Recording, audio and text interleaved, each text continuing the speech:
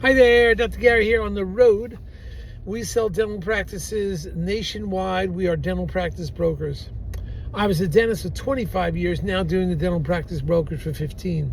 So, today's topic is, when should the buyer or seller seek the services of a dental attorney? We're going to get into that. Now, as you know, we've been doing this for 10 years. We have 10 employees. We're doing the dental practice brokerage for 15 now, and we're in about 25 states around the country.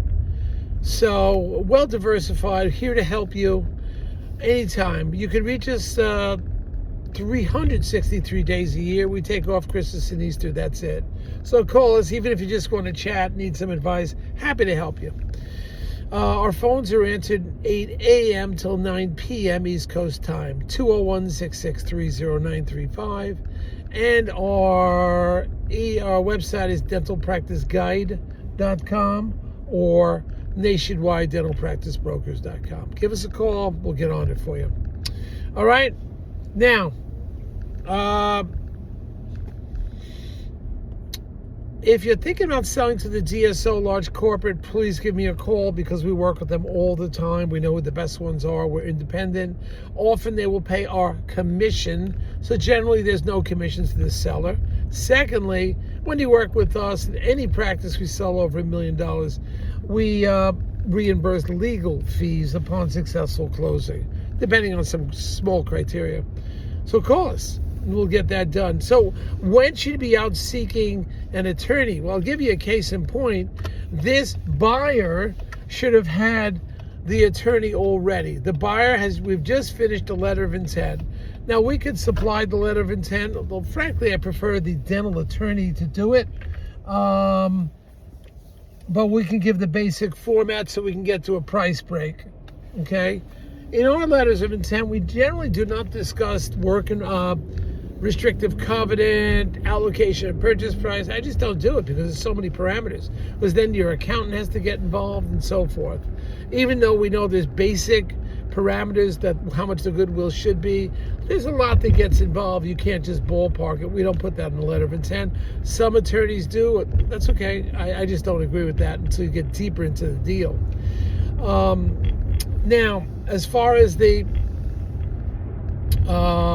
attorney goes, what type of attorney? First, when I describe the words dental attorney on all my videos, I'm talking about an attorney that does over 50 to 60 closings per year.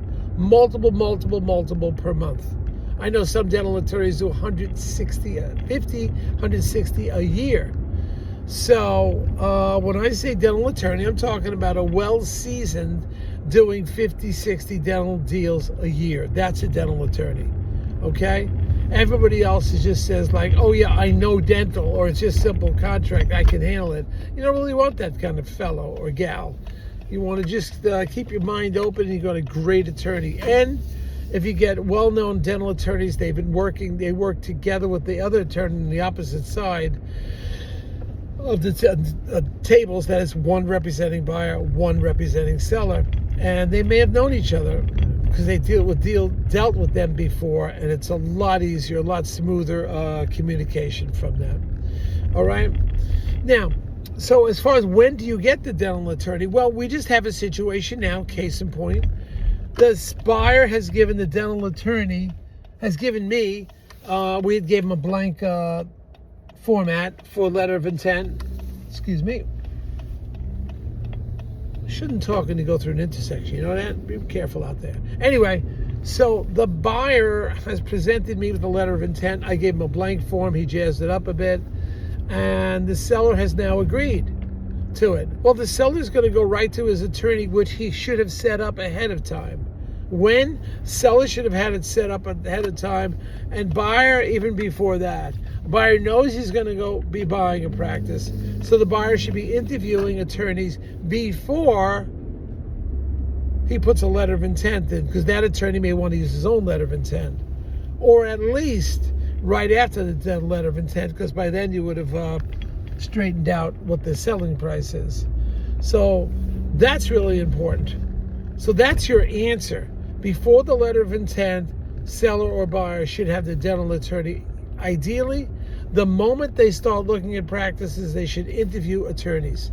Have their attorney in their hand right until when they do find a practice. You don't know when that's going to happen.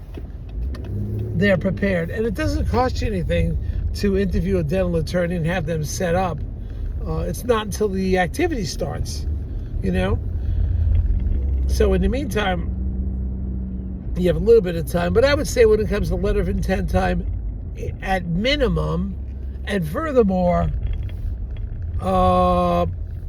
it would ideally be you start your interview process ahead of time. Now, another reason to start ahead of time is because if you get your attorney lined up and you really like them, when the deal comes around from somebody, you could say, oh, I already have my dental attorney set up. Because I've had situations where the buyer wants to use the attorney the seller is set up already. So if you do your interview process properly and get the attorney set up ahead of time, that could work out really well for you. And nobody's going to take the attorney from you because you've already retained them. Or at least you've communicated with them that you're going to use them when the time comes. So don't waste your time waiting. There's no advantage in waiting to get a good dental attorney because what you're doing is you are delaying the process, which is no help. So we have a situation here right now. The buyer put the letter of intent in, the seller read it and pretty much agrees, little minor changes here and there in the letter of intent, and the seller already has an attorney I set them up with. The attorney's already ready to go, and the attorney will call the buyer's attorney and discuss the contract before. They'll do that sometimes, lay the groundwork for the contract. We have a situation here, the buyer doesn't even have an attorney yet. So that buyer should have had it before the letter of intent, seller should have had it before the letter of intent, or earlier. That's my message. So we have a time, we're going to lose a whole week while the buyer chooses a dental attorney now. You don't want to lose a week. All right, thank you for listening. Hit the subscribe button if you want to hear more info. It is freezing in New Jersey. I'm leaving for another seminar on Friday. I can't wait to get out of here. 6 degrees in Jersey, freezing. Send the heat. Goodbye, team.